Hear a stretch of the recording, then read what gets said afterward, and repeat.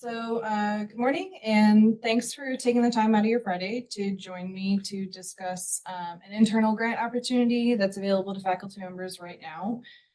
This morning's presentation is meant to provide an overview of the Scholarly Presentation Support Program and the process to apply for funding under this program. There's not a lot to the application process, and it's pretty straightforward, but this presentation will be recorded and posted to the ORSP YouTube channel for later reference as well.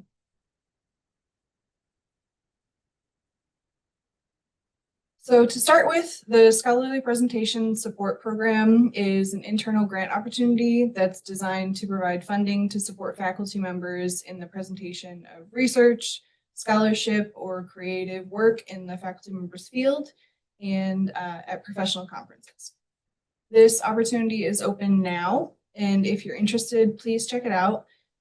There's no set limit to the number of awards to be given, and funds will continue to be allocated until they run out. The Scholarly Presentation Support Program is open to all full-time tenured and tenure-track faculty members looking to present their research or creative works at a professional conference. Funds are not restricted by field or discipline, but the presentation does have to meet certain requirements to be funded. The criteria is pretty loose, but at a minimum, the paper or work to be presented must have been selected through a competitive peer review process or represent a formal invitation.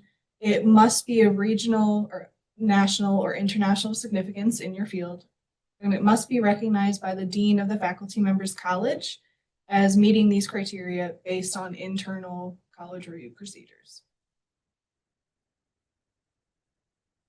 Each faculty member is eligible and able to request up to $600 per year from this pot of funding. And if a presentation involves more than a single faculty member from UIS, each faculty member is eligible to request funds separately. So each person would be eligible to apply for up to $600 each. The program is designed to support typical costs associated with the conference and attendance, including conference registration, transportation, lodgings, and per diem expenses. The other miscellaneous costs could include tolls, parking, shuttle services, taxis, or mileage for personal vehicles. And more examples of this can be found in the section 15 of the university travel policy, which is linked in the next slide. This is the actual budget that you would have to fill out. It's pretty simple, pretty straightforward. It's not complicated like our other internal ones. So it's pretty simple. University travel regulations are applicable here, so be sure to review the university guidelines prior to submitting your application budget. Section 15, which is also linked here, of the Business and Finance Policies and Procedures Manual covers all current guidance associated with travel, and it's helpful for determining whether an expense is eligible or not. As mentioned on the last slide, section 15.1.4 covers the allowability of travel expenses and provides some examples of allowable and non-allowable miscellaneous expenses. Some examples of non-allowable expenses could include alcohol, personal entertainment charges like tickets to shows or concerts or sporting events, sightseeing tours, basically anything that you would do for fun on your own time outside of the conference. And this is what the manual webpage looks like. It's really easy to navigate. It has a whole list of criteria on the left side, so it's pretty easy to navigate and find what you're looking for. Allowable costs for meals and lodgings are based on the U.S. General Services Administration per diem rates that are determined by the location that you're traveling to. The daily limit for lodgings is not to exceed 75% of the applicable per day lodging rate. And I've included a link to the USGSA per diem calculator here. It's really easy to navigate, and the only information that you need to start out with is which city that you're traveling to.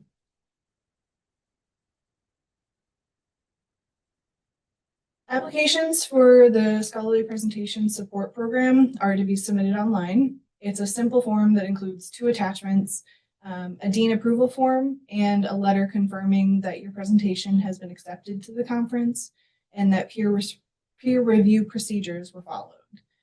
The web form isn't very extensive. It's very straightforward and designed to make it easy for faculty members to submit applications.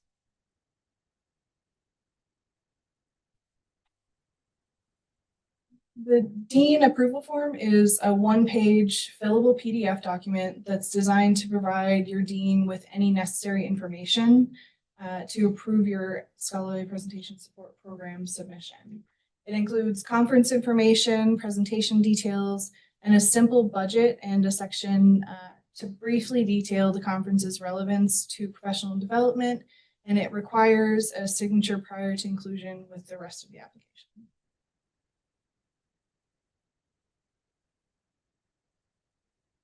For reimbursement, immediately after you've completed your travel and returned from the conference, you'll submit a travel expense report through your regular department or college procedures, with the expenses separated out into those to be covered by the Scholarly Presentation Support Program and expenses to be covered by other sources. Keeping in mind that the Scholarly Presentation Support Program funds cannot exceed $600. After the expense report is accepted, the college must forward a copy of that expense report to the Office of Research and Sponsored Programs ORA account, and the provost office will then transfer the funds where they need to go. There is a caveat for people who are traveling in June. If you're planning on traveling in June, we highly recommend that you utilize the scholarly presentation support programs or funds to pay for any airline or conference fees in advance of the conference, using your department or college T-card to avoid last-minute reimbursement mishaps. Our fiscal year ends on June 30th, and it's not guaranteed that any expenses to be submitted during the month of June will be able to be reimbursed properly before the end of the fiscal year. It's always hectic, so it's best to plan ahead, for sure. And then I've included some links for reference. I know sometimes our web pages are not as user-friendly as they could be. So I've included the link to the program guidelines, the dean approval form, the application, travel policies, and then also the per diem rate calculator here as well. And then we definitely have time, so I can show you the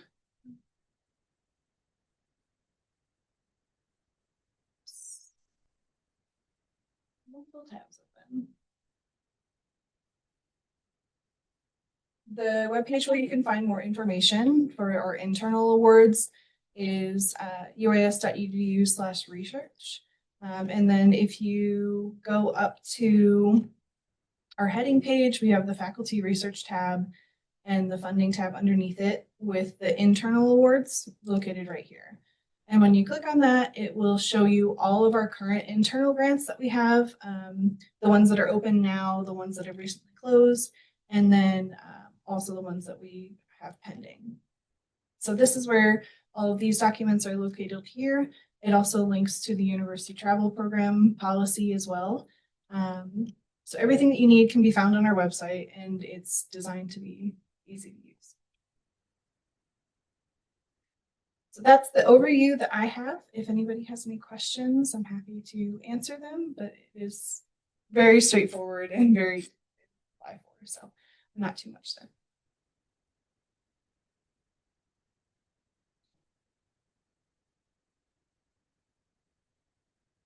Okay, so we have similar program for students, right? I believe so. I'm not sure if that one's open yet right now. This is Lucia. Yes, we have a similar program for students. The application is online. It's somewhat similar to this scholarly presentation support program. So the application for students asks for characteristics about the project. They have to describe what are their goals, what they wanna do, and And also they have to include a very simple budget and budget justification. So basically, how much money they need and what they need it for. And we have seen cases where students ask for money to purchase materials for their research. And in some cases, students request money to participate in a conference where they will be presenting their research. So, and in those cases, the students have to also upload an acceptance letter for the conference they want to go. So it's very simple, and perhaps we should, perhaps we should have a brief presentation for the students so they know how to do it. Again, it's very straightforward, very simple. Students can get up to $500, and the turnaround for review is relatively quick. It's both for undergrad and graduate students, right? Right. Yeah, that's correct. So you say, I mean, for travel, they can ask $500, Yeah, up to $500 for travel. Yeah. and if they need to buy equipment or any other cost, it's only this 500 included? I mean, for travel, or if they need to buy any equipment or software, Um, is yeah, another I mean, 500, or yes, if they need to buy like a software for analyzing the data, yeah, that's also it can, yeah, that's an allowable expense. I mean, this total 500 or additional or Could you processing? repeat that? And then the line is breaking up on my side. I think that's the total. Yeah, I think, he's asking, for the travel 500, and if you want to buy some other stuff, you have additional. I think, no, that's not the case. 500 is total, right? You can 500, right, it's 500 total per year. but sometimes the college also have a 20% match fund, right? So that's mean Yes. you have additional $125. Some college actually give you more. So that's mean under 500, you have some match fund. So maybe 125 minimum. So that's mean add together you have $625. Yeah.